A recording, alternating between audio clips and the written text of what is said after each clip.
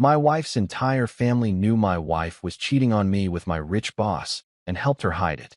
At my 37th birthday party, when I confronted them, they told me to be mature and just accept they're soulmates. My wife's mother even said, "Don't be selfish. They're happy together." I just smiled and said, "You're right. I should be happy for them." I got up to leave and handed an envelope to my wife and her parents. Minutes later, she was screaming and begging me to come back as she stared at what was inside. Look, I'm not going to sugarcoat this. My name is Owen Mercer. I'm 37 years old, and until recently I thought I had my shit together. I run data and compliance analytics at Verdict AI, this fast-growing legal tech SaaS that's basically the golden child of Silicon Valley's obsession with disrupting everything that moves. We build AI and machine learning tools that can read contracts faster than a first-year associate hopped up on Adderall, flag compliance issues before they become federal investigations, and help law firms win litigation so efficiently it makes opposing counsel weep into their billable hours. It's sexy work if you're into algorithms and risk profiles, which, spoiler alert, I absolutely am. My equity stake in this company is real money, not some startup monopoly dollars that'll evaporate when the Series B funding dries up. My portfolio is cleaner than a compliance officer's browser history, diversified across everything from Vance Industries stock to a modest position in Rosewood Tech that's been printing money since their IPO last year. I keep my head down, ship quality code, and let the venture capitalists and board meetings happen around me while I focus on building something that actually works. It's not glamorous, but it pays for the life I want without requiring me to kiss ass at every charity gala in Manhattan. My wife, Sloan Hart. Yeah, she kept her maiden name because brand consistency, or whatever. She's 32 and represents everything I thought I wanted in a partner. Smart as hell, went to law school for 2 years before pivoting to marketing because, in her words, litigation is for people who enjoy human suffering. Now she manages brand deals and runs these thought leadership panels where big law partners come to discuss the future of legal innovation while networking over wine that costs more per bottle than most people make in a week. She's good at it too. I'll give her that. Sloan has this way of making managing partners feel like they're visionary disruptors instead of just expensive middlemen in expensive suits. We live in this rented Upper West Side apartment that's decent but not ridiculous. 2 bedrooms, decent light, the kind of place that screams, "We're successful but not pretentious," to anyone who doesn't know Manhattan real estate prices. I've been saving every penny I can for a down payment on something we can actually own, because paying some trust fund baby's mortgage through rent makes my compliance analyst brain want to break things. The math on New York real estate is absolutely insane, but that's the game if you want to live where the deals get made. My daily uniform depends on what kind of day it is. Board meeting days, I break out the Tom Ford suit, charcoal gray, perfectly tailored, the kind of thing that makes VCs take you seriously when you're explaining why their favorite feature request would violate 3 different regulations. Build days, when I'm actually coding and reviewing compliance frameworks. I'm in hoodies and jeans because comfort matters when you're debugging machine learning models that determine whether a contract clause could trigger a class action lawsuit. I don't flaunt the money, but I'm not apologetic about having it either. My Tesla Model S sits in a garage that costs more per month than some people's rent, and once a quarter, I'll pour myself a glass of Macallan 25-year-old and pretend I understand why people pay $400 for scotch. Spoiler, it tastes like expensive, but damn if it doesn't make quarterly earnings calls more tolerable. Sloan's parents, Margaret and Leonard Hart, are the kind of people who love glossy things and proximity to power more than actual power itself. They throw rooftop parties in spaces they rent by the hour, always making sure there's a logo wall for photos and enough champagne to make everyone forget they're essentially paying to network with other people who are also paying to network. They live for the illusion of being connected, dropping names of clients they've never actually met and board members they've been in the same room with exactly once. They're harmless enough, I guess, but watching them work a room is like watching someone play dress-up with serious business. Her boss, Grayson Pierce, is Verdict AI's CEO and public face, the guy who gets profiled in TechCrunch and quoted on CNBC about the future of legal technology. He's a media darling who closed our Series B funding round last year with the kind of smooth talking that makes investors forget to read the fine print. Grayson loves to say, "We're not a law firm. We're the future," at every conference, panel, and board meeting, usually while wearing sneakers that cost more than most people's monthly car payments. The man has never met a metaphor about disruption he didn't want to marry and have children with. I used to respect Grayson, back when I thought he was just another founder who happened to be good at the game.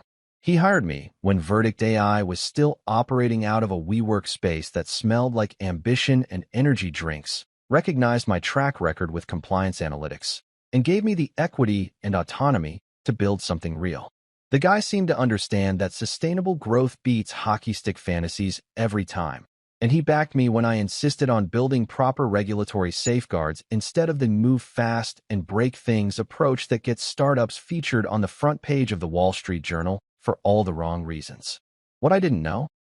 What I was too busy building and optimizing and compliance checking to notice was that Grayson Pierce had been studying my marriage like it was a target company in a hostile takeover. While I was focused on machine learning models and risk assessment frameworks, he was running due diligence on my personal life, identifying assets and vulnerabilities, and planning his acquisition strategy. The man approached my wife with the same methodical precision he used to court Series A investors, complete with a long-term strategic plan and carefully managed stakeholder communications. But I'm getting ahead of myself. At this point in the story, everything still looked perfect on paper.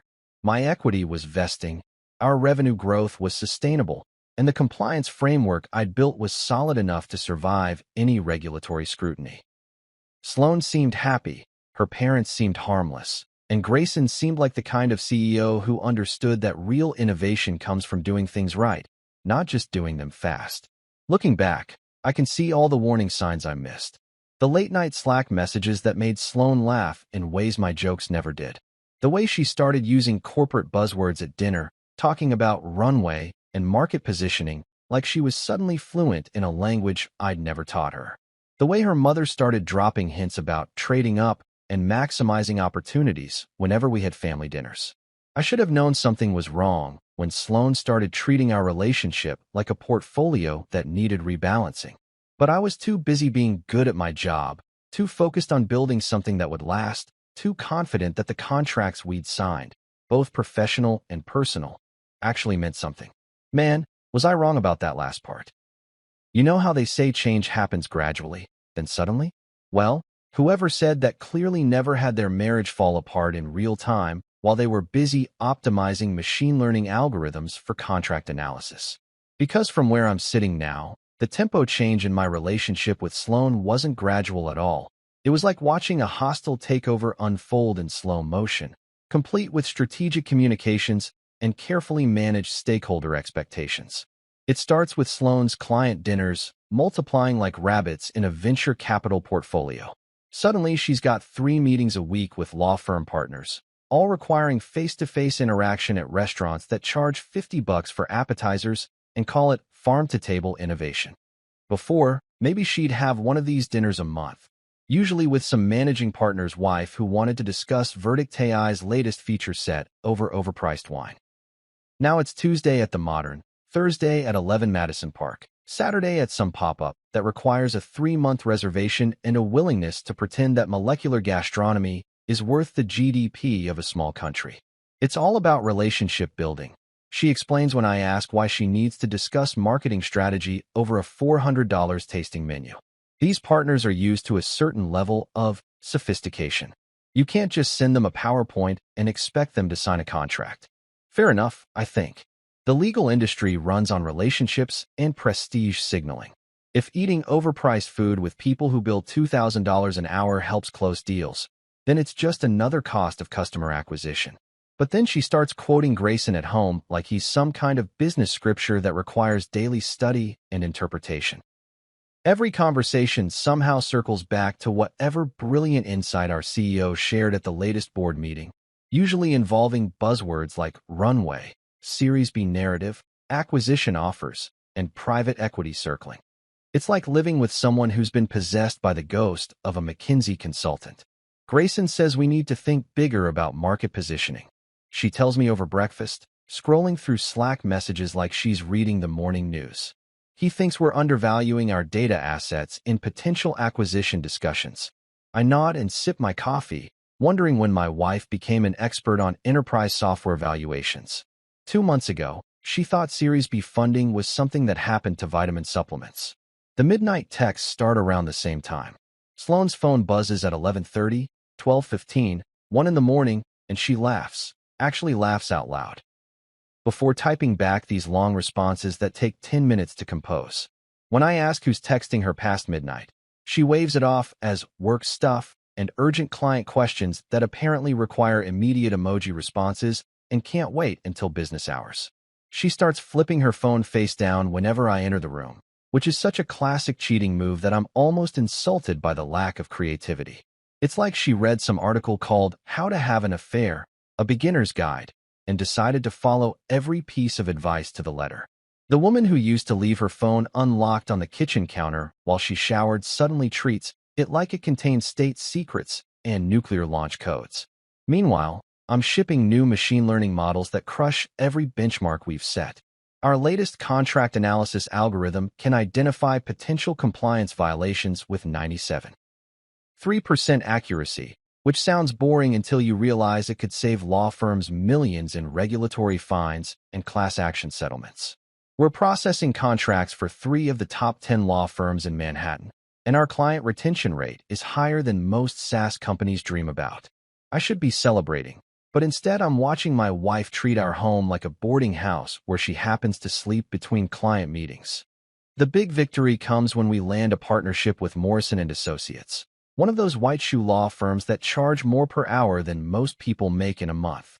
It's the kind of deal that validates everything we've built at Verdict AI, proof that our technology can compete with the legacy systems that have been running the legal industry since the Pleistocene era.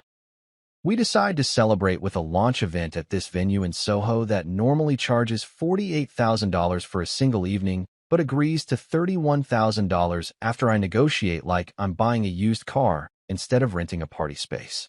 The launch event is everything you'd expect from a legal tech startup trying to impress Manhattan law firms. There's a raw bar that costs more than my first car, an open bar serving wine that comes with its own sommelier, and enough flowers to make it look like someone very important died, and we're celebrating their afterlife IPO. Grayson gives this speech about transforming the legal landscape through artificial intelligence and machine learning. And the partners from Morrison & Associates nod along like he's revealing the secrets of the universe instead of just explaining why computers are better at reading contracts than first-year associates. Grayson calls me up on stage to talk about the technical innovation behind our contract analysis platform, and I give my usual spiel about algorithmic accuracy and regulatory compliance while trying not to sound like a robot. He hugs me afterward like I'm his favorite nephew who just graduated from Harvard Business School, all backslapping, and couldn't have done it without Owen's incredible work on the data side. The crowd applauds, investors smile, and for about 5 minutes I remember why I like working in tech. But the whole time, I'm watching Sloane watch Grayson like he's the only person in the room worth paying attention to. She's not looking at the investors, or the law firm partners, or even the overpriced catering that's supposed to signal our company's success. She's staring at our CEO with the kind of focused attention usually reserved for quarterly earnings calls and Series A pitch presentations. It's the look someone gives when they're calculating potential return on investment, not when they're proud of their husband's professional achievements. At family dinners with Margaret and Leonard Hart, I start noticing how quickly every conversation shifts to Grayson Pierce and his various accomplishments. His board meetings become dinner table entertainment. His rumored acquisition offers get analyzed like stock picks.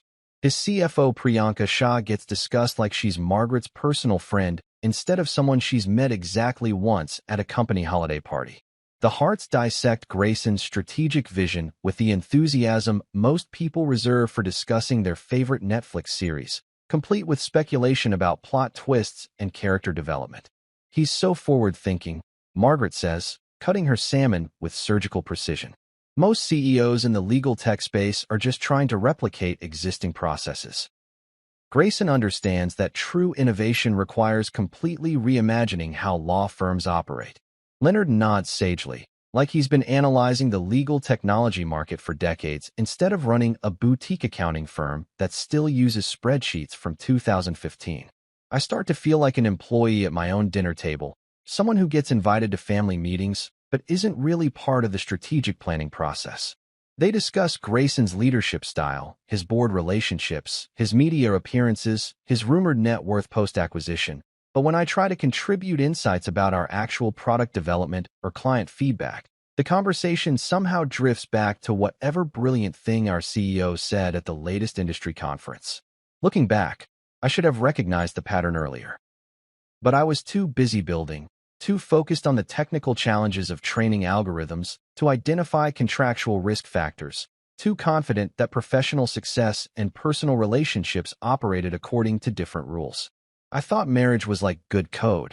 If you build it right the first time, it runs reliably without constant debugging.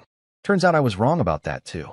Sometimes your gut knows things before your brain catches up, like when you're reviewing a contract and something feels off even though all the clauses look standard. That's exactly how I felt the morning before the CLOC conference in Chicago. This nagging sense that I needed to document whatever the hell was happening in my apartment while I was traveling for work. Call it paranoia, call it due diligence, call it the same instinct that makes me read every line of an employee handbook while everyone else just signs and files it away. The Corporate Legal Operations Consortium Conference is basically 3 days of corporate lawyers, compliance officers, and legal tech vendors pretending that automation will solve problems that are fundamentally about human judgment and risk assessment. It's the kind of event where people spend 45 minutes discussing the digital transformation of contract lifecycle management and then ask questions about whether their current software can handle basic PDF uploads. I usually enjoy the intellectual challenge of explaining machine learning to people who think artificial intelligence is some kind of magic, but this time I'm distracted by the growing certainty that my personal life is about to require some serious operational oversight. So before I leave for O'Hare, I make a decision that would probably horrify anyone who believes in trust and healthy communication in marriage. I install a discreet camera in our living room. Nothing fancy, just one of those home security systems that ostensibly exists to catch package thieves and monitor break-ins. The kind of thing that upper-middle-class Manhattan residents install when they realize that their doorman can't actually prevent crime, just witness it after the fact.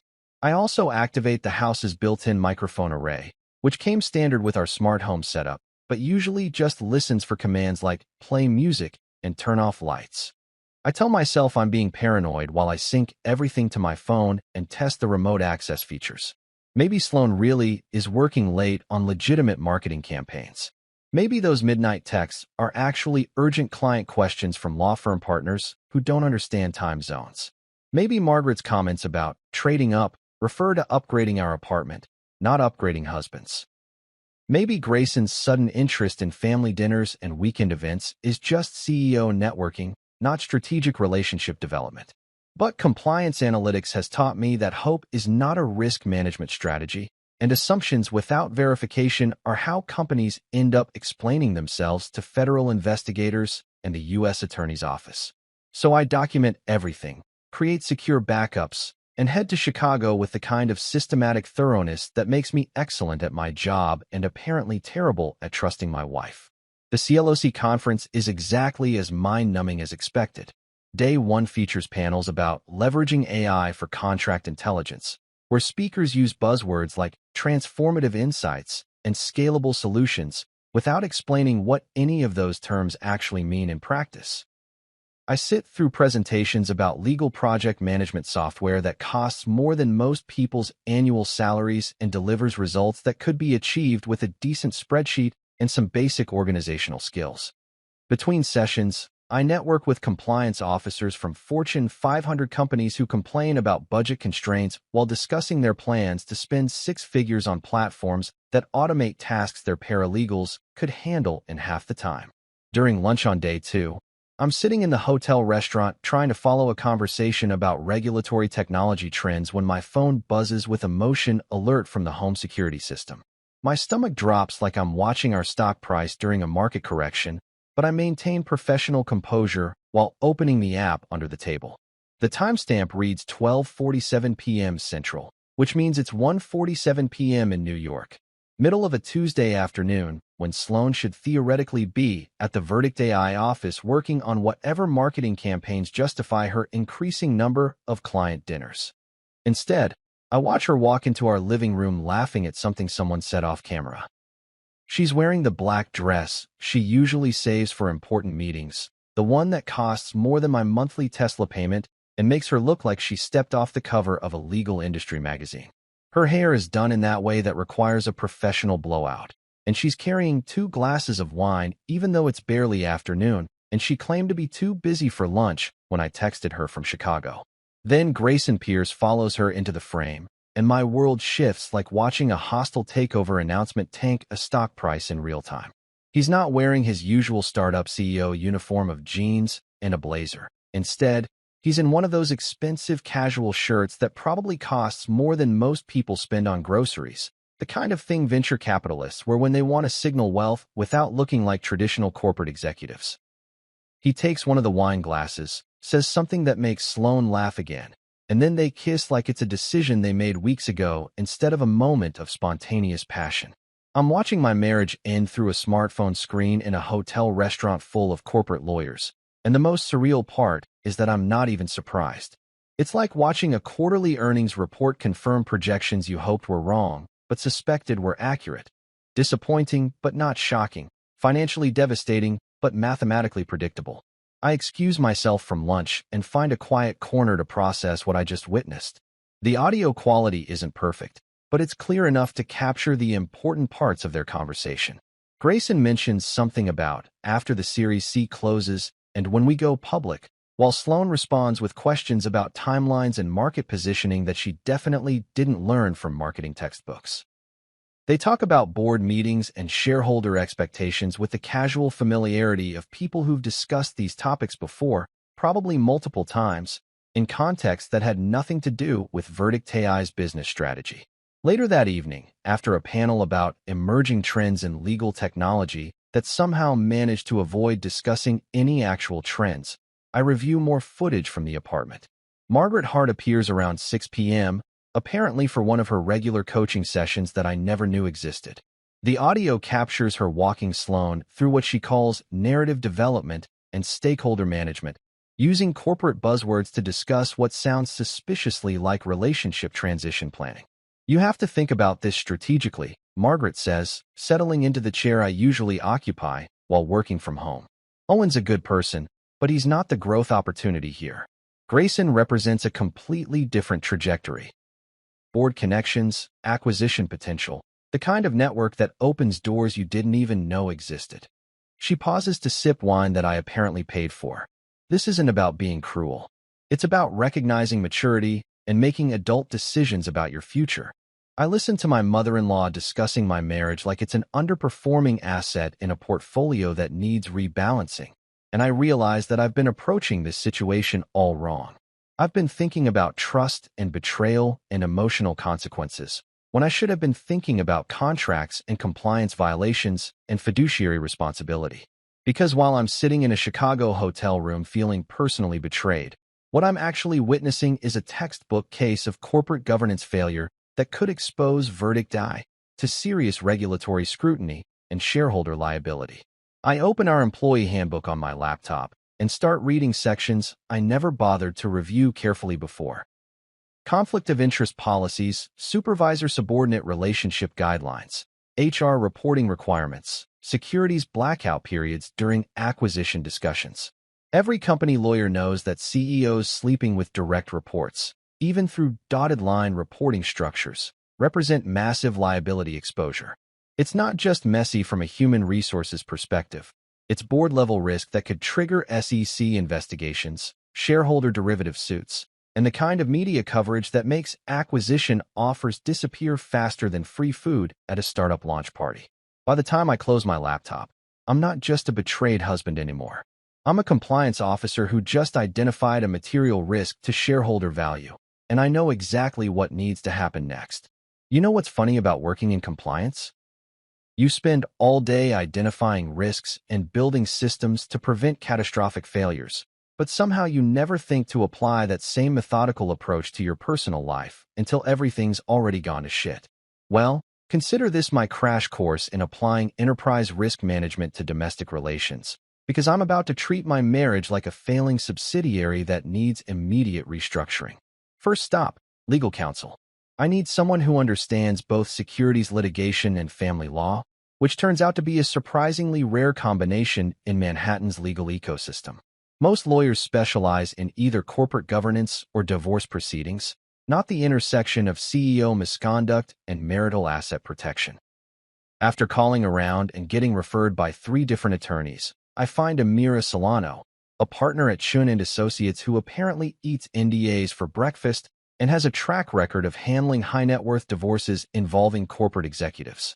Amira's office occupies half a floor in one of those midtown buildings where the elevator buttons feel like they're made of actual gold and the lobby art costs more than most people's annual salaries.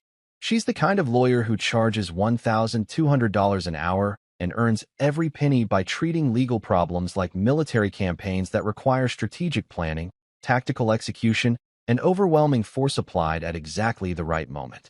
Her conference room overlooks Central Park, probably because nothing says, "I will destroy your opposing counsel," quite like a view that costs 8 figures. "Tell me about your post-nuptial agreement," she says after I explain the situation with the clinical detachment of someone reviewing quarterly earnings reports. I slide a copy across her mahogany desk, which is organized with the kind of precision that suggests she either has obsessive-compulsive disorder or just really enjoys dominating other people through superior preparation. Probably both. She reads through the document with the focused attention most people reserve for Netflix series finales, occasionally making notes in handwriting that looks like it was designed by someone who charges by the letter. After 20 minutes, she looks up with the kind of smile that makes opposing attorneys consider career changes. "You funded her wellness startup experiment?" she asks, referencing a clause I'd almost forgotten about. 2 years ago, Sloan convinced me to invest $75,000 in her friend's meditation app company, which lasted exactly 18 months before burning through investor capital and folding like a startup with no revenue model and a CEO who thought disrupting mindfulness was a viable business strategy. To protect our joint assets from potential liability, Sloan signed a postnup that included what seemed like standard boilerplate language about marital conduct and asset protection. Section 12, Amira continues, specifically addresses adultery and marital misconduct. Any extramarital relationship triggers immediate transfer of designated marital assets to the innocent spouse, including your house fund and most jointly held investments. She pauses to let that sink in. Your wife signed away her claim to approximately $400,000 in assets if she cheated. Did she understand what she was agreeing to? I remember Sloan laughing when I showed her that clause, calling it paranoid and totally unnecessary, while signing every page like she was autographing headshots. At the time, I thought of it as insurance against worst-case scenarios, the same way I build redundancy into compliance systems. Neither of us expected it to become relevant, but then again, most insurance policies seem unnecessary until you need them.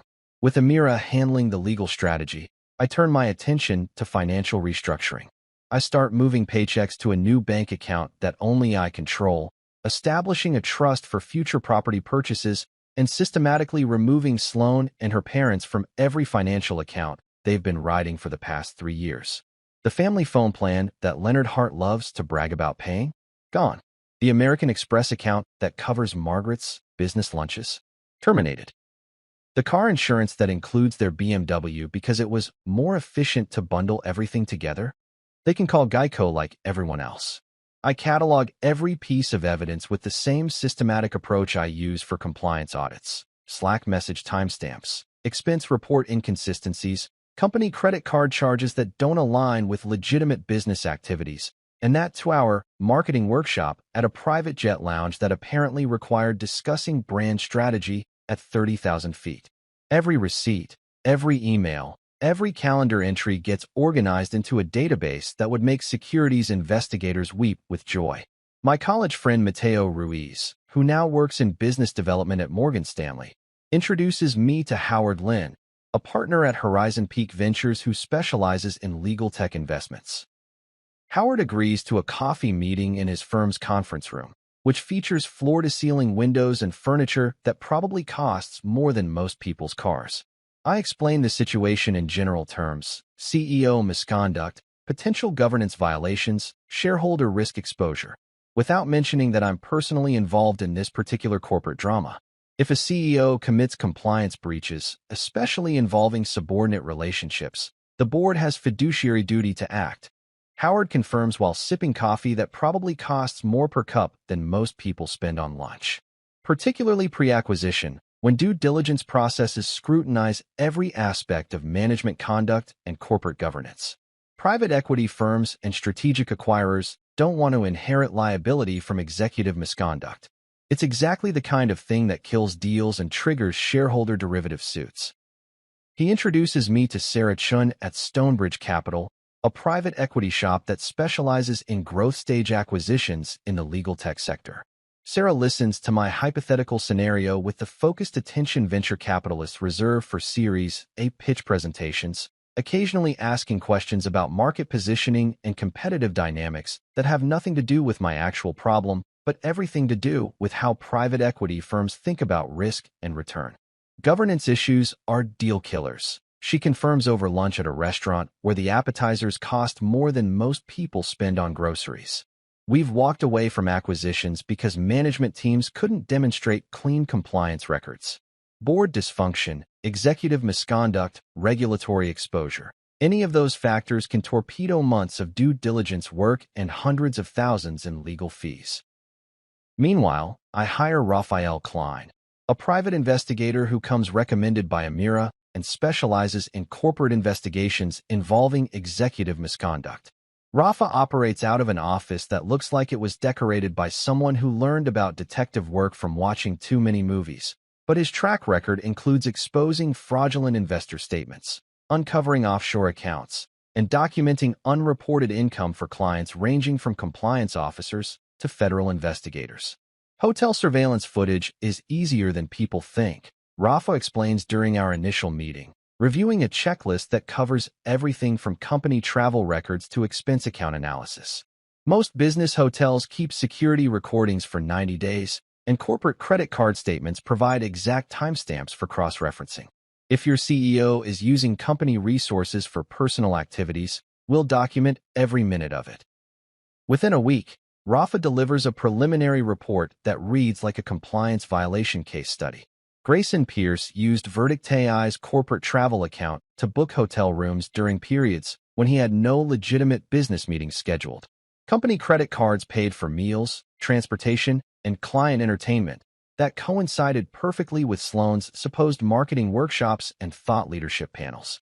The paper trail is so clear that even a first-year associate could build a case for misuse of corporate resources and violation of fiduciary duty to shareholders. I'm building a case file that would make securities litigation attorneys jealous, documenting every policy violation and compliance breach with the thoroughness that makes me excellent at my day job. But the weird thing is, I'm not angry anymore. I'm not hurt or betrayed or emotionally devastated. I'm just focused, clinical, systematic. It's like I've finally found a problem that fits my skill set perfectly, and I'm going to solve it with the same methodical precision I bring to debugging machine learning algorithms. Because here's what Sloan and Grayson don't understand about compliance work. It's not about punishment or revenge. It's about risk management and ensuring that systems operate according to their design parameters. When people violate policies and breach fiduciary duties, you don't get emotional about it. You just enforce the contracts and let the consequences follow naturally from the terms everyone agreed to up front. And boy, are there going to be some consequences. There's something poetic about turning 37 in Manhattan while your marriage implodes and your CEO commits securities violations in real time. Not good poetry, mind you. More like the kind of verse that gets written by compliance officers who've spent too much time reviewing breach of contract litigation and not enough time developing healthy coping mechanisms. But hey, at least the hearts are throwing me a party, which means I get to watch my personal life collapse in style while drinking scotch that costs more than most people's monthly rent. The venue is everything you'd expect from Margaret and Leonard Hart's approach to event planning. A downtown rooftop that screams, "We have money," without actually proving it. complete with a live jazz quartet that probably costs more per hour than most lawyers bill their clients.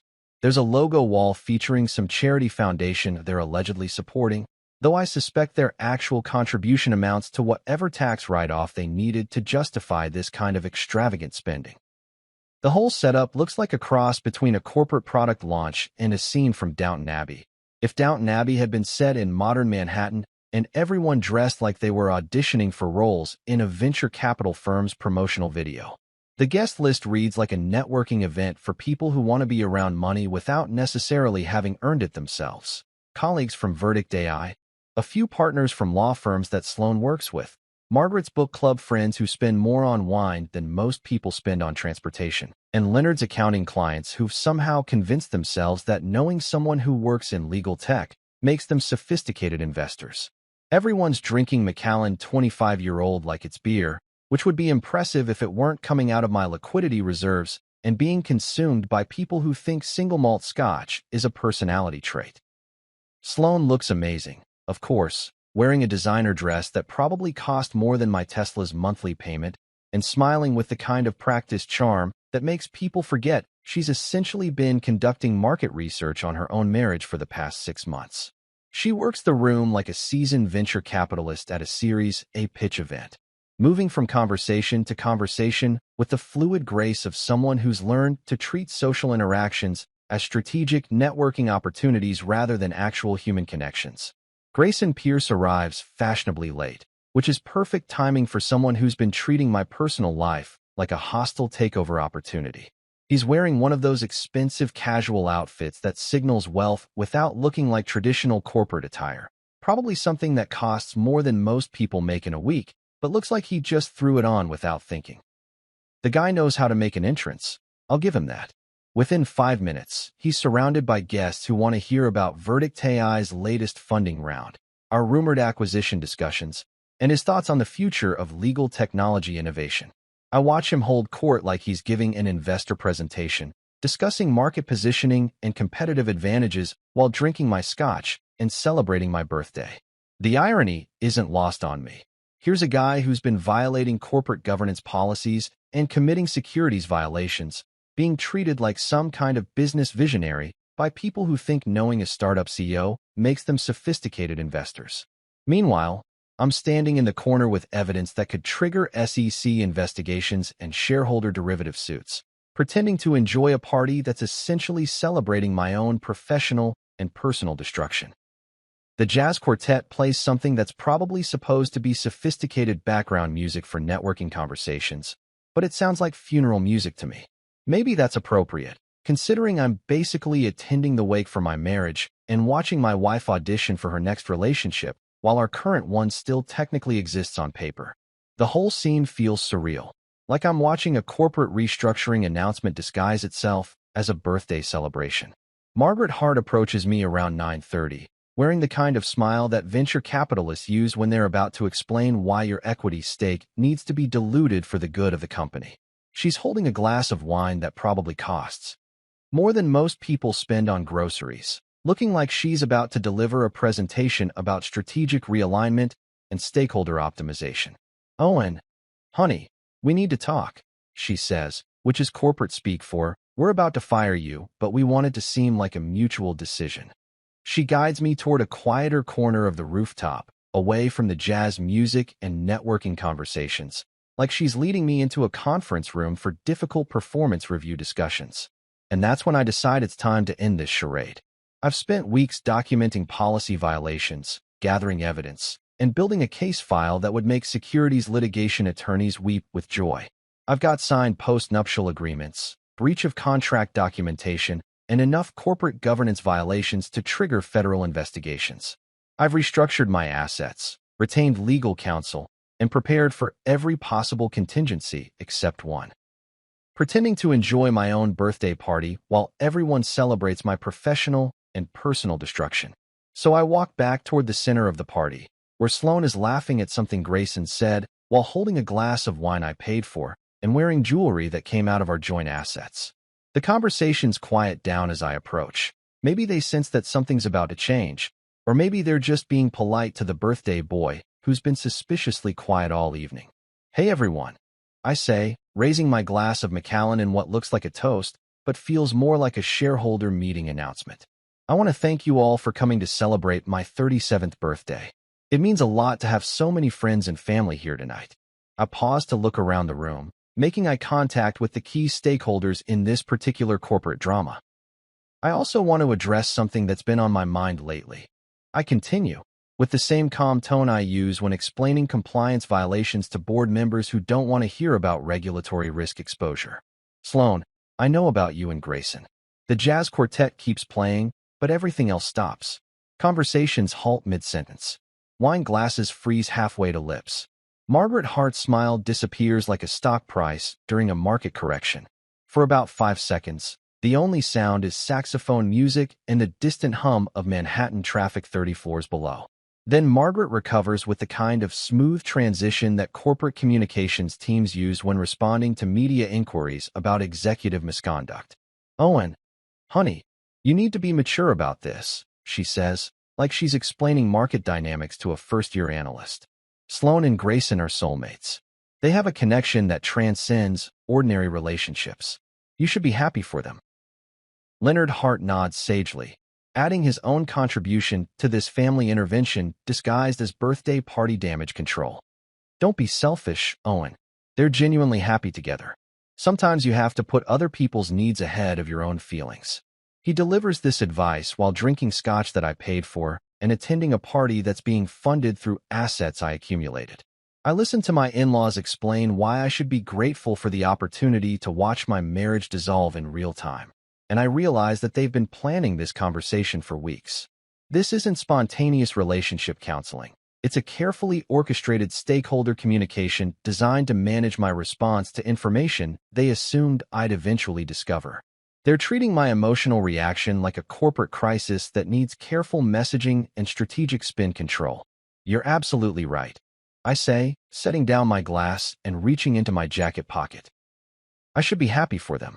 In fact, I am happy for them. I pull out 3 thick envelopes that I had Amira's office prepare earlier this week, each one sealed and labeled with precise corporate documentation standards. So happy, in fact, that I brought gifts. I hand one envelope to Sloan, one to Margaret, and one to Leonard, with the same ceremonial precision that executives use when signing acquisition agreements and merger documents. These should help everyone understand exactly how mature and selfless I'm planning to be about this whole situation. I straighten my Tom Ford suit, raise my glass one final time, and deliver the line I've been rehearsing for the past week. Enjoy the view, everyone. And thanks for a truly memorable 37th birthday. Then I head for the elevator, leaving behind the jazz music, the expensive scotch, and the sound of 3 people opening envelopes that are about to change everything. You know what's beautiful about well-executed compliance strategies? They create consequences that unfold with mathematical precision, like watching a machine learning algorithm optimize itself toward predetermined outcomes. By 8 a.m. the morning after my birthday party, word is spreading through Verdict AI's Slack channels faster than insider trading rumors on Wall Street, and I'm watching corporate governance protocols activate like a perfectly designed system responding to detected violations. CFO Priyanka Shah calls an emergency board session for 10 a.m., which in startup time means drop everything, because we have a potential securities violation that could torpedo our Series C funding and make acquisition discussions disappear faster than free food at a tech conference. Priyanka is one of those finance executives who treats regulatory compliance like a religion and views CEO misconduct as basically corporate blasphemy that threatens shareholder value and fiduciary responsibility. She's been CFO at 3 different companies that went public, which means she's seen enough SEC investigations and shareholder derivative suits to know exactly how badly executive affairs can damage enterprise valuations. The emergency board meeting happens in our main conference room, the one with floor-to-ceiling windows overlooking Manhattan and a table that cost more than most people's annual salaries. I'm not invited, obviously, but word leaks faster than confidential information at a venture capital firm. According to my sources in the office, mostly engineers who've been watching this drama unfold like it's their favorite Netflix series, the independent directors are asking hard questions about corporate governance, fiduciary duty, and potential liability exposure from executive misconduct. Meanwhile, our outside counsel from Morrison and Associates opens an internal investigation, which is lawyer speak for, we're going to document every policy violation and compliance breach so thoroughly that even federal investigators will be impressed by our due diligence process. Morrison and Associates specializes in corporate governance issues for growth stage companies, and they've handled enough startup scandals to know that executive affairs involving subordinate employees represent exactly the kind of regulatory risk that makes acquisition offers evaporate and triggers class action lawsuits from angry shareholders. HR head Celeste Yoon places Sloan on administrative leave pending the completion of internal review processes, which is corporate speak for, you're suspended while we figure out how much liability exposure your relationship decisions have created for our company. Celeste has been through enough workplace misconduct investigations to recognize that supervisor-subordinate relationships violate multiple policies simultaneously. Conflict of interest guidelines, reporting structure protocols, securities blackout procedures during acquisition discussions, and general fiduciary responsibility standards that board members take very seriously when their own liability is at stake. Grayson Pierce, meanwhile, posts a carefully worded memo about stepping back to focus on family commitments and personal priorities, which everyone with half a brain recognizes as damage control messaging designed to make his inevitable resignation look voluntary rather than forced. The memo gets distributed through company-wide Slack channels at exactly 9:47 a.m., probably after consultation with corporate communications specialists who understand that CEO departure announcements require careful stakeholder management and strategic narrative development. By lunchtime, Horizon Peak Ventures is pushing for appointment of an independent board chair, which signals that our lead investor is taking this governance crisis seriously enough to restructure management oversight and accountability systems. Howard Lin, the partner I met with last week, sends a carefully worded email to the board about ensuring appropriate corporate governance standards during periods of leadership transition and strategic development. Translation: they want adult supervision while figuring out whether this scandal kills our acquisition prospects or just delays them by 6 months. Stonebridge Capital emails me directly, which is either very good or very bad, depending on how you feel about private equity firms inserting themselves into startup governance crises. If the current board demonstrates insufficient oversight capabilities, we can assemble a minority shareholder bloc and initiate discussions about operational restructuring and management accountability systems, Sarachin writes, using the kind of corporate language that makes hostile takeovers sound like friendly consultations about organizational optimization. I don't ask for a specific title or equity increase or executive role in whatever restructuring happens next.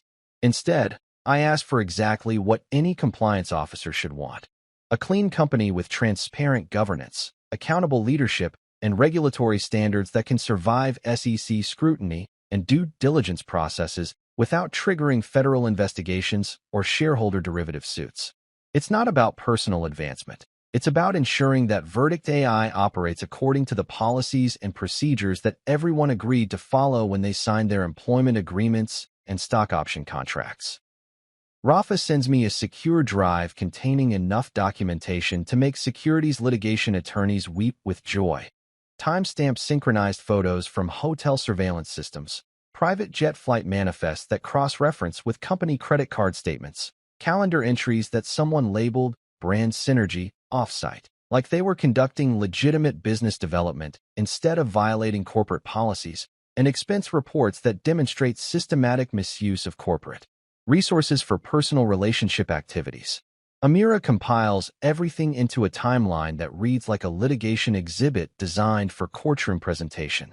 Dates, financial transactions, policy violations, breach of contract evidence, and regulatory compliance failures organized with the kind of systematic thoroughness that makes opposing counsel consider career changes. Every piece of evidence gets cross-referenced with relevant sections of our employee handbook, corporate governance guidelines, securities regulations, and fiduciary responsibility standards that board members swore to uphold when they accepted their director positions. Priyanka's finance team conducts their own internal audit, cross-checking Sloan's system access logs during business hours with her supposed client meeting schedules and marketing workshop attendance records. What they find is a pattern of time theft and resource misappropriation that would make compliance officers question whether she was actually performing legitimate work functions or just using her corporate position to facilitate personal relationship development with senior executives. The results get summarized in a memo that's distributed to board members, outside counsel, and HR leadership. Employee used company systems, corporate credit cards, and business travel arrangements to conduct personal activities during periods when she was supposed to be performing marketing and client relationship functions. Time tracking analysis indicates systematic misuse of corporate resources and violation of employment agreement terms regarding professional responsibilities and appropriate use of company assets. HR's email to me arrives at exactly 4:17 p.m., probably time to avoid close of business complications and ensure proper documentation of internal reporting procedures. Thank you for bringing these governance concerns to management attention through appropriate channels. We will conduct this investigation according to established corporate policies and regulatory compliance standards, ensuring that all stakeholders' interests are protected throughout the review process. It's one sentence, but it contains everything I need to know. They're taking this seriously, they're following proper protocols, and they understand that executive misconduct represents material risk to shareholder value and corporate reputation. More importantly, it confirms that I reported these violations through correct channels and followed appropriate whistleblower procedures, which protects me from retaliation and ensures that my concerns get proper consideration during internal investigation processes. By close of business, the corporate rumor mill is operating at maximum efficiency. Engineers are discussing leadership transition scenarios like they're analyzing product development roadmaps. Marketing coordinators who report to Sloan are updating their LinkedIn profiles and reaching out to recruiters. Sales team members are reassuring clients that leadership changes won't affect product development timelines or customer support quality. The most interesting development comes from our corporate development team, who report that 2 different acquisition discussions have been put on temporary hold pending resolution of ongoing governance review processes. Translation: potential acquirers are waiting to see whether this scandal creates discount acquisition opportunities or just makes Verdict AI too toxic to touch until management stability gets restored. I drive home in my Tesla, listening to NPR discuss market volatility and regulatory enforcement trends, thinking about how compliance violations always create predictable consequences for people who understand system dynamics and policy enforcement mechanisms. Grayson and Sloan thought they were conducting a private relationship that wouldn't affect corporate operations or shareholder interests. Instead, they created a textbook case study in how executive misconduct triggers governance crises, regulatory scrutiny, and the kind of stakeholder accountability processes that turn personal decisions into professional disasters with measurable financial consequences. There's something almost admirable about the Hart family's approach to crisis management. They attack it like a PR firm handling a corporate scandal, complete with strategic messaging, coordinated talking points, and a media campaign designed to reshape public perception of demonstrable policy violations. Too bad they're going up against someone who's spent his career in compliance analytics, because I know exactly how to conduct discovery processes that turn carefully crafted narratives into documented evidence of systematic deception. The family court PR offensive launches exactly 72 hours after my birthday party envelopes created their intended impact on stakeholder relationships and corporate governance structures. Margaret Hart leads the charge with the kind of strategic communications approach that venture capital firms use when their portfolio companies get investigated by federal regulators. Deny everything, attack the messenger's credibility, and hope that emotional manipulation can overcome documentary evidence and witness testimony. Owen's just jealous, Margaret tells anyone who'll listen, including 2 different family court mediators, 3 marriage counselors she consulted for professional opinions, and apparently half the members of her Upper West Side book club. He can't handle that Sloan found someone more successful, more dynamic, more aligned with her growth trajectory and professional aspirations. This whole legal action is just bitter retaliation from someone who can't accept that relationships sometimes evolve beyond their original parameters. Leonard Hart adds his own contribution to this coordinated message campaign. focusing on financial themes that apparently resonate with his accounting firm clients and country club networking contacts. Owen's being controlling and vindictive. He explains to anyone willing to discuss other people's marital dissolution proceedings over $18 cocktails and charity gala small talk. He's trying to use money as a weapon because he can't compete on personality or vision or leadership qualities. Real mature adults would handle this transition with grace and mutual respect for everyone's happiness. The beautiful thing about amateur PR campaigns is that people always over-communicate when they're trying to control narrative development, and the Hearts are no exception to this basic principle of crisis management failure. They've been so busy crafting talking points and coordinating messaging strategies that they forgot the first rule of litigation. Anything you say can and will be documented, preserved, and used against you in legal proceedings designed to establish facts rather than manage perceptions. That's where Rafa Klein earns his investigative consulting fees. While the Hearts are running their family court PR campaign, Rafa's conducting digital forensics that would make cybersecurity professionals proud of his systematic approach to evidence preservation and data recovery. Turns out the Hart family group chat, which they thought was private communications protected by family privilege or something, has been automatically backing up to cloud storage systems that retain deleted messages for compliance and data recovery purposes. People always think deleting texts makes them disappear, Rafa explains during our evidence review meeting, pulling up screenshots that look like litigation exhibits prepared for courtroom presentation. But smartphones are basically surveillance devices that document everything and store it in multiple locations.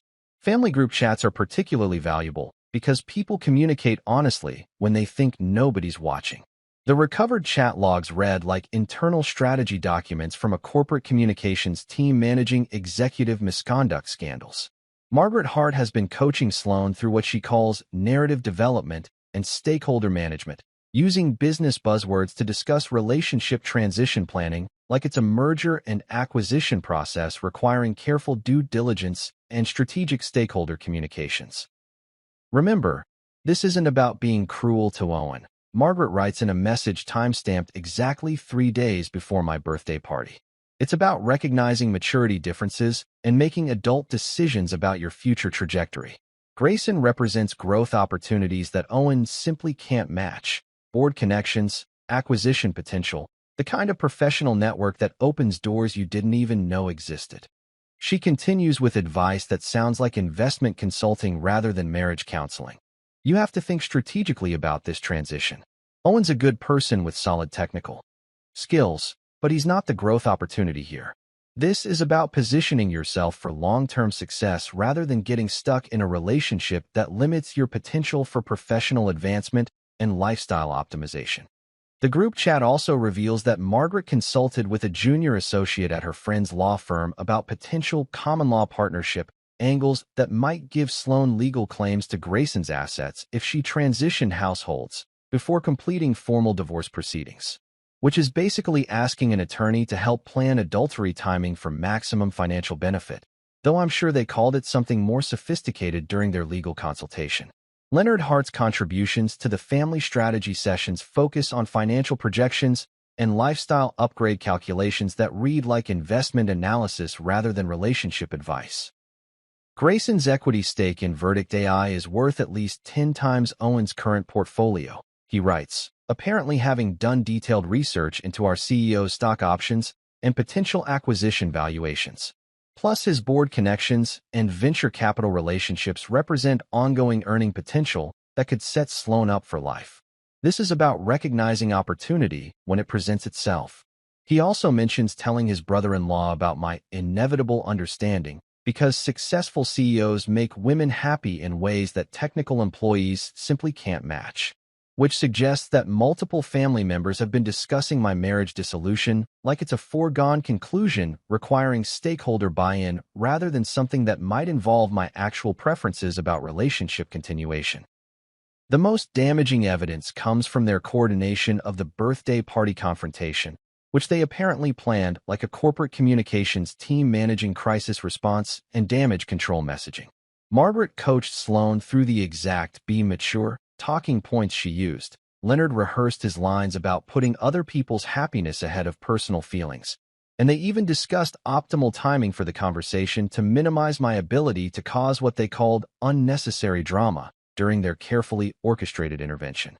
Wait until after he's had a few drinks, Margaret advises in a message sent 6 hours before the party. Then approach it like a business discussion about mutual interests and rational decision-making. Don't let him make this emotional.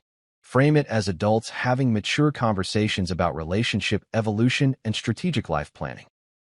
When we file these chat logs with the family court, Amira includes them under spoliation-adjacent evidence preservation, noting that the Hart family attempted to delete communications after realizing their statements might be relevant to legal proceedings. The deletion attempts actually strengthen our case because they demonstrate consciousness of guilt and systematic attempts to obstruct discovery processes designed to establish factual records for judicial consideration.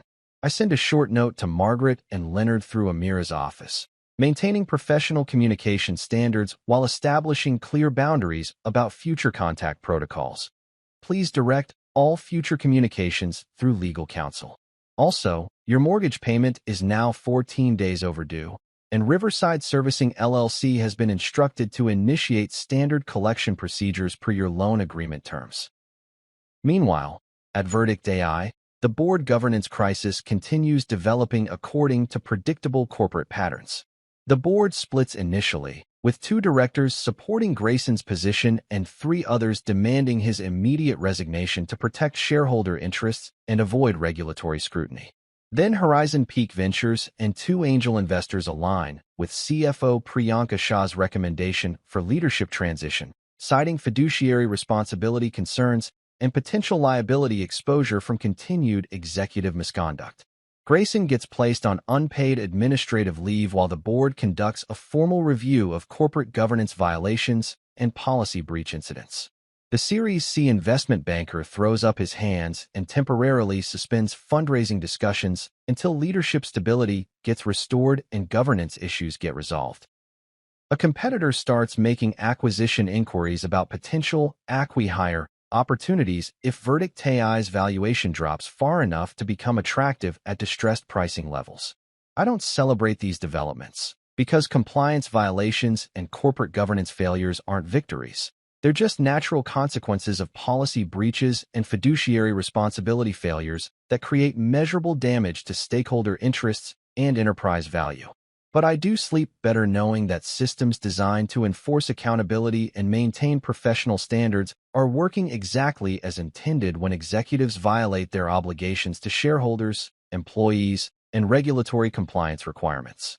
The Hart family's PR campaign dies in discovery because facts always beat narrative when competent attorneys conduct proper investigation procedures and document preservation protocols.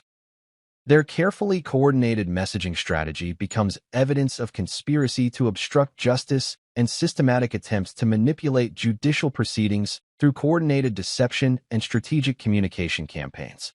Sometimes the best compliance strategy is just letting people document their own policy violations through overcommunication and inadequate operational security practices. Family court operates like a particularly dysfunctional board meeting where everyone has equity stakes they're trying to protect.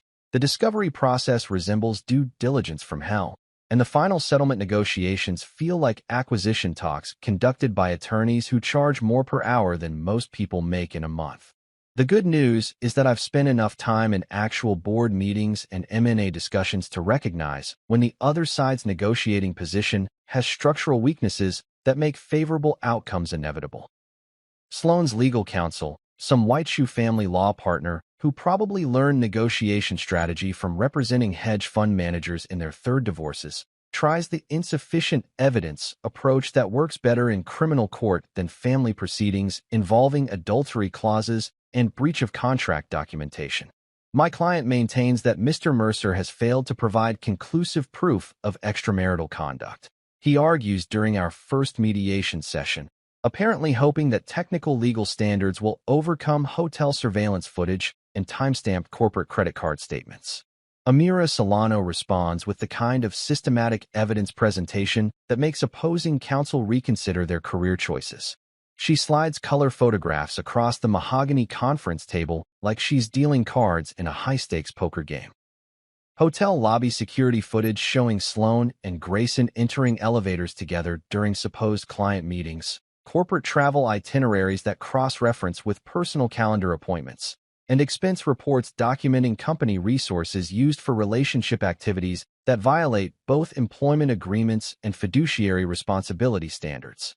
The piece de resistance is a video clip from the Grand Meridian Hotel's business center, where Grayson promises Sloan C-suite positioning by Q3 and equity participation in post-acquisition compensation packages, while billing the entire conversation to Verdict AI's partner relations account. It's basically recorded evidence of a CEO using corporate resources to make personal relationship commitments, which violates about 6 different corporate governance policies and potentially triggers SEC investigation protocols for securities fraud and misrepresentation of executive compensation arrangements. Your Honor, Amira says with the calm professionalism that makes family court judges actually pay attention instead of just managing docket scheduling efficiency. The defendant signed a post-nuptial agreement that specifically addresses marital misconduct and asset distribution protocols. The documentary evidence establishes clear violation of those contractual terms, along with systematic misuse of corporate resources and breach of fiduciary responsibilities that expose both parties to potential securities litigation and regulatory enforcement actions. Sloan's attorney tries one last desperate maneuver, arguing that the post-nuptial agreement was signed under duress and doesn't reflect genuine understanding of the legal and financial implications. Which might work if we were discussing complex merger agreements or acquisition structures, but falls apart when applied to a 2-page document that explicitly states extramarital relationships trigger immediate asset transfer to the innocent spouse, in language simple enough for first-year law students to understand. The post-nuptial agreement stands like a well-drafted corporate contract designed to survive judicial scrutiny and appellate review. Sloan signs a global settlement that reads like a termination agreement for underperforming executives. She keeps personal items and a modest checking account balance, walks away from our house fund and jointly held investment portfolio, and agrees to mutual non-disclosure and non-disparagement clauses that prevent future litigation or public communications about our relationship dissolution proceedings. The corporate side of this mess gets resolved with similar efficiency, though it takes longer because startup governance crises involve more stakeholders and require coordination with SEC compliance requirements and venture capital firm oversight protocols. I sign a separation agreement that accelerates vesting on part of my equity stake, includes cooperation requirements for ongoing internal investigations, and establishes no-fault termination status that protects my professional reputation and references for future employment opportunities. My next move involves joining Concordia Labs, a smaller legal AI startup that actually respects regulatory guardrails and operates according to sustainable business models rather than growth-at-all-cost strategies that ignore compliance requirements and governance standards. We're building a contract risk analysis model that includes judge-style explanations for algorithmic decisions, which helps attorneys understand why our machine learning systems flag specific clauses as potential liability exposure or regulatory violation risks. Howard Lin from Horizon Peak leads our series of Funding Round, bringing the kind of systematic due diligence and governance oversight that prevents executive misconduct and ensures proper board accountability from day one. We avoid the shiny shortcuts and hyper-growth fantasies that make startup founders think corporate policies are suggestions rather than legal requirements backed by federal enforcement mechanisms and shareholder protection standards. The work is intellectually satisfying in ways that Verdict AI never was, partly because we're solving genuine technical challenges instead of just optimizing marketing metrics and acquisition valuations. Our contract analysis platform can identify potential class action lawsuit risks, regulatory compliance violations, and fiduciary responsibility breaches with accuracy rates that make general counsel attorneys actually trust algorithmic recommendations rather than treating them as expensive supplements to human judgment. My evenings are quiet in ways they haven't been for years. No more midnight texts requiring immediate responses. No more corporate networking events disguised as social gatherings. No more family dinners where every conversation gets redirected towards someone else's professional achievements and acquisition prospects. I pour single glasses of Macallan 25-year-old and answer exactly 0 text messages from people who think my personal time should be available for their convenience and strategic relationship development needs. The Upper West Side penthouse I'm buying through my newly established trust represents everything I learned about asset protection and privacy from this entire corporate governance disaster. No joint ownership structures that create liability exposure. No shared accounts that provide access to people who haven't earned fiduciary responsibilities, and definitely no mortgage arrangements that involve family members who treat personal relationships like investment opportunities requiring ongoing portfolio management. The apartment itself is a shell that I'm renovating slowly, making decisions based on my actual preferences rather than what might impress venture capitalists or law firm partners at networking events. No logo walls for photo opportunities, no entertainment spaces designed for charity gala hosting, just clean lines and functional layouts that support the kind of life I want to live rather than the lifestyle I thought I was supposed to project.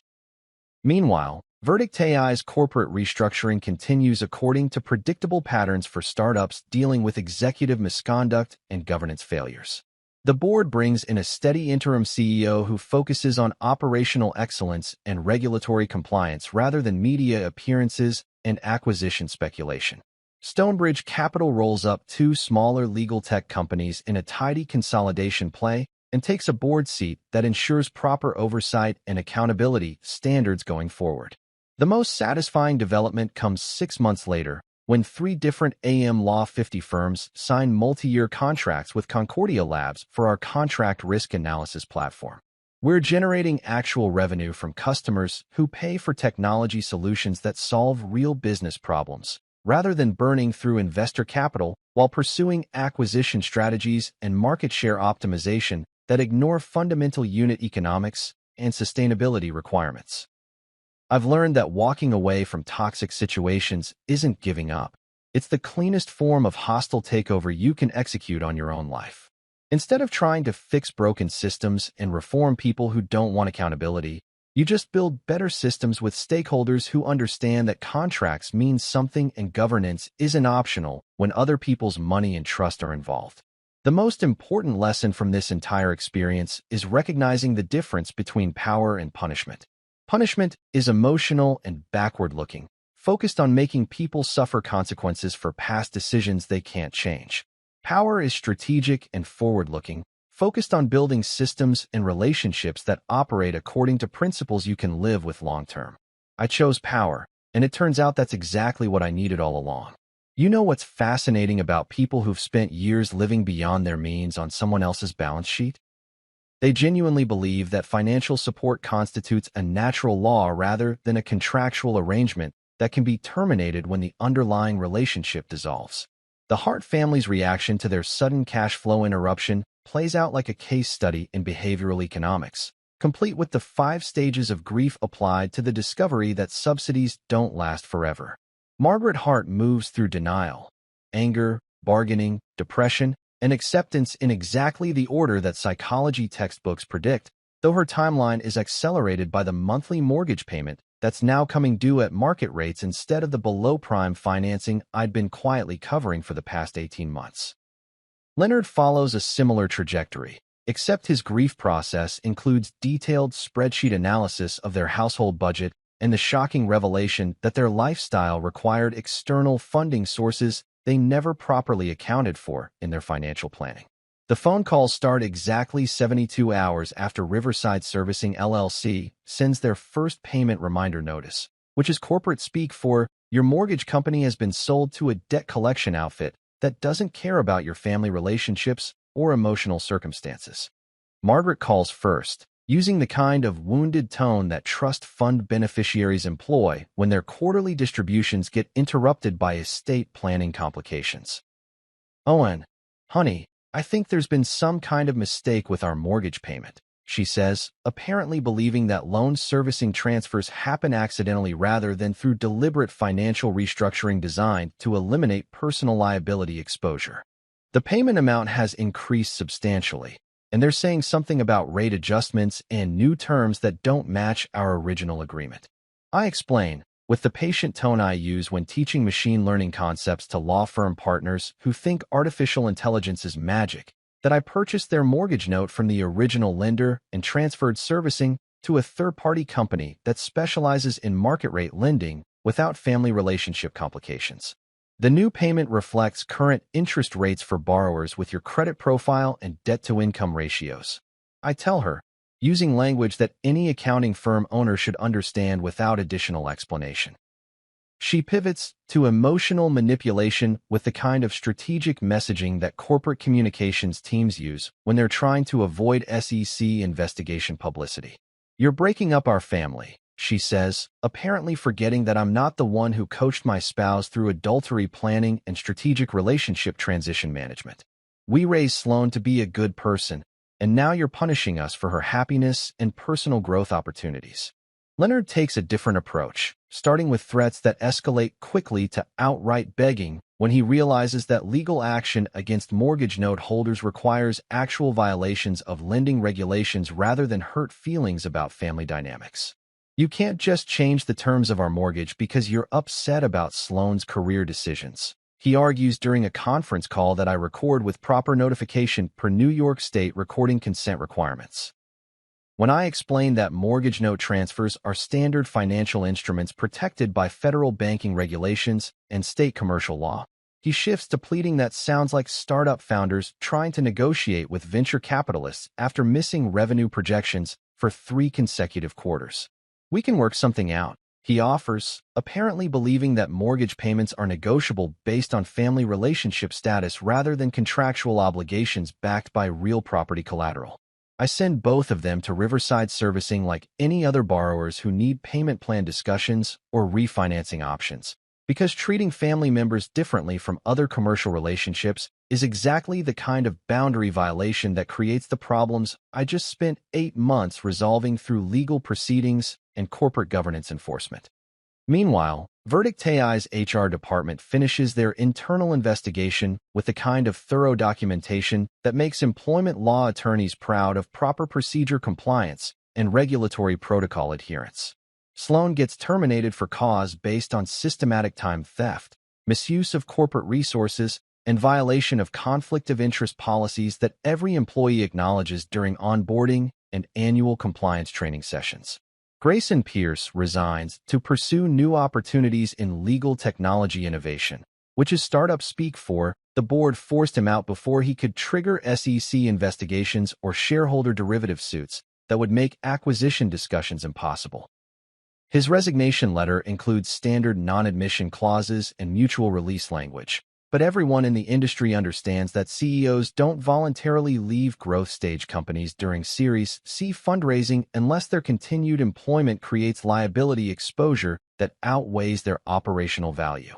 The board brings in Rebecca Torres, a seasoned executive who previously managed successful exits at 2 different legal tech companies and understands that sustainable growth beats hypergrowth fantasies that ignore compliance requirements and governance standards. Rebecca focuses on operational excellence, client retention, and building systems that can survive regulatory scrutiny rather than optimizing for media coverage and acquisition speculation. Stonebridge Capital completes their strategic consolidation by acquiring 2 smaller contract analysis platforms and combining them with Verdict AI's core technology stack in what they call a market leadership positioning play. Sarah Chun takes a board seat that ensures proper oversight and accountability systems going forward, because private equity firms don't invest hundreds of millions in companies with governance problems and executive misconduct histories. The most interesting development happens 6 months post-restructuring, when Sloan attempts what appears to be a reconciliation overture, but feels more like a strategic communications campaign designed to test my emotional boundaries and assess whether financial settlements can be renegotiated based on changed circumstances. She requests a meeting through Amira's office, using proper legal channels instead of direct communication that might violate our non-contact agreements. I agree to meet in the lobby of the Morrison & Associates building, with Amira present as witness and legal counsel, because private conversations with ex-spouses who've demonstrated systematic deception and boundary violation represent exactly the kind of liability exposure that smart people avoid through proper procedural safeguards and documented oversight. We could start over, Sloan says, wearing the kind of designer outfit that suggests her transition to whatever relationship she's pursuing hasn't solved the underlying financial planning problems that contributed to our marriage dissolution. I've learned from this experience, and I think we both have insights about communication and mutual respect that could make a second attempt more successful. I listened to her pitch like I'm reviewing a product demonstration from a vendor whose previous implementation failed spectacularly and left our systems worse than before they started. Even if I could forgive the personal betrayal, I tell her, maintaining the professional tone I use during contract negotiation sessions, I can't ignore the governance violations and compliance breaches that created liability exposure for everyone involved. You allowed a supervisor to trade career advancement promises for relationship access. That's not a communication problem. It's a fundamental disagreement about professional ethics and fiduciary responsibility. She starts crying, which might be genuine emotion or might be strategic manipulation designed to trigger sympathy responses that override rational decision-making processes. I don't raise my voice or respond with matching emotional intensity, because compliance officers learn early in their careers that personal feelings are irrelevant when evaluating systematic policy violations and operational risk exposure. I walk away from that meeting the same way I walk away from vendor presentations that promise solutions they can't deliver, politely, professionally, and with absolutely no intention of reconsidering implementation decisions based on improved marketing materials or emotional appeals to our previous business relationship. The mortgage situation resolves itself through standard commercial lending procedures.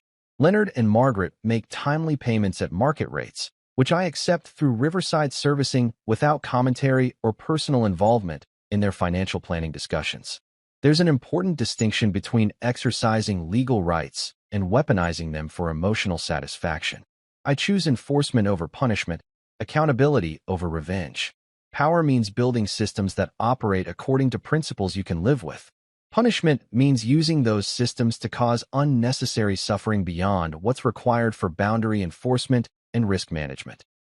I chose power, and it turns out that restraint is actually more satisfying than revenge when you're focused on long-term outcomes rather than short-term emotional validation.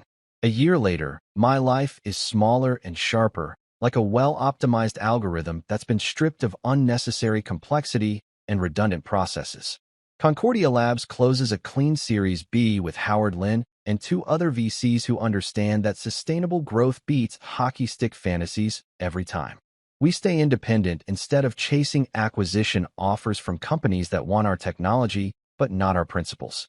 We're selling into 3 a.m. Law 50 firms without cutting ethical corners or ignoring compliance requirements that make other legal tech companies nervous. Our contract risk analysis platform generates actual revenue from clients who pay for solutions that solve real problems, rather than burning investor capital while pursuing market share optimization that ignores unit economics and regulatory sustainability. I buy a modest Upper West Side penthouse shell through my trust and build it slowly, making decisions based on my actual preferences rather than what might impress venture capitalists at networking events. No logo walls for photo opportunities, no entertainment spaces designed for charity gala hosting. Just clean lines and functional layouts that support the life I want to live. On my 38th birthday, a few friends come over, real friends, not networking contacts or strategic relationship opportunities. Mateo brings a bottle that isn't Macallan 25-year-old and tastes better because the room is honest. We talk about work, sports, books, movies. Normal conversation topics that don't require due diligence or regulatory compliance analysis. A letter arrives from Margaret Hart. They're soulmates. Please stop the mortgage games. I forward it to Riverside Servicing and archive it without response. Another comes from Grayson, now pitching some restructuring advisory consultancy that probably helps other disgraced CEOs rebrand their governance failures as leadership transitions. I delete it unread. Here's the only board note I keep from this entire experience. People are assets or liabilities. Check the footnotes, not the headline. Contracts without enforcement are just expensive poetry. Compliance is love with receipts and documentation standards. Walking away is the cleanest hostile takeover of your own life. About that night at my 37th birthday party, when I said, "You're right, I should be happy for them," and handed over those envelopes, Sloane didn't scream because I embarrassed her. She screamed because the terms changed suddenly and permanently. Not for her, for me. I stopped being the easy counterparty who accepts whatever terms other people offer. I became the one who reads every clause, moves every asset strategically, and signs only agreements I can live with long-term. I learned that the most important contract you'll ever negotiate is the one that defines how you allow other people to treat you. The best part? I don't need anyone's permission to enforce my own boundaries or protect my own interests. I just need systems that work and the discipline to use them consistently. My life runs on new terms now, the only ones that actually matter.